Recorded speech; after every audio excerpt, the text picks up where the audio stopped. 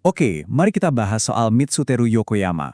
Buat sebagian dari kita, namanya mungkin terdengar asing ya, tapi percaya deh, pengaruhnya di dunia manga dan penceritaan itu luar biasa besar, dan masih terasa sampai sekarang.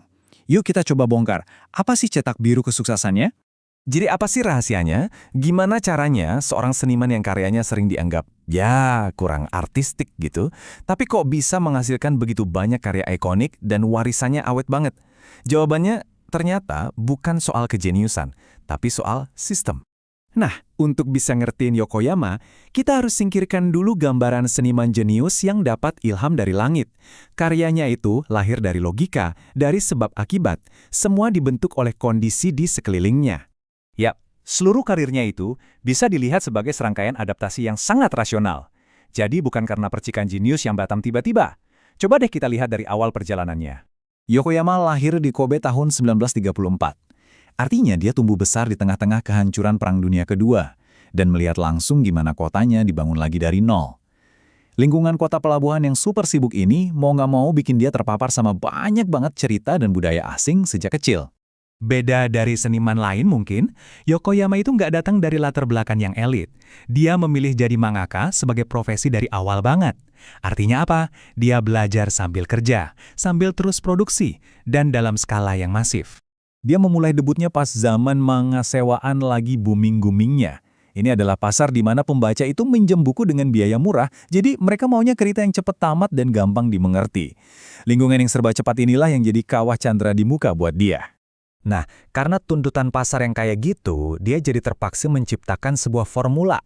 Formulanya simple, alur ceritanya harus jelas, tata letak panelnya tegas dan gampang dibaca, ekspresi karakternya juga nggak usah neko-neko, semuanya demi efisiensi.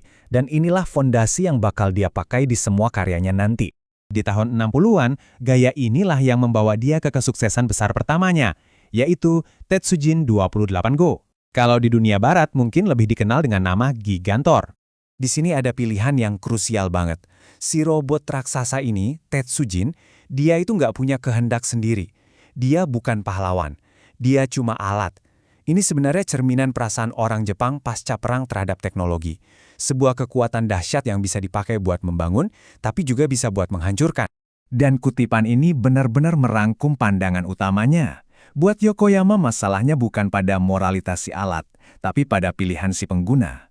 Tema ini bakal terus muncul lagi dan lagi di karya-karyanya. Filosofi alat ini kemudian dia terapkan ke skala yang jauh lebih besar.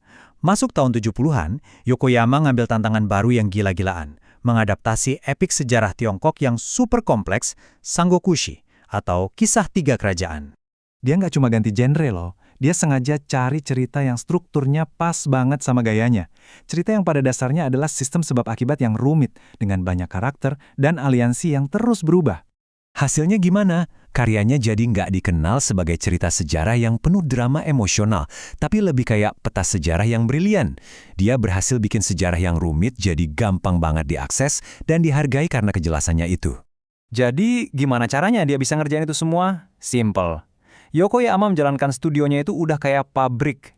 Dia punya tim asisten yang besar dan fokusnya pada proses yang bisa diulang-ulang, bukan pada inspirasi yang datangnya cuma sesekali.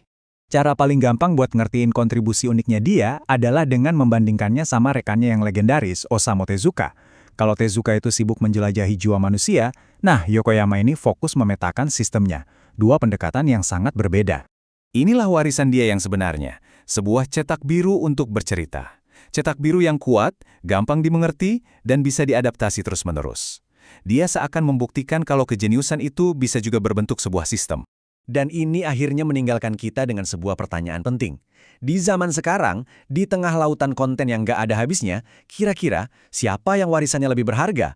Sang inovator yang karyanya terus berubah, atau sang pembangun sistem yang konsisten memberikan kejelasan? Mungkin saja, metode Yokoyama ini justru jauh lebih relevan sekarang daripada kapanpun sebelumnya.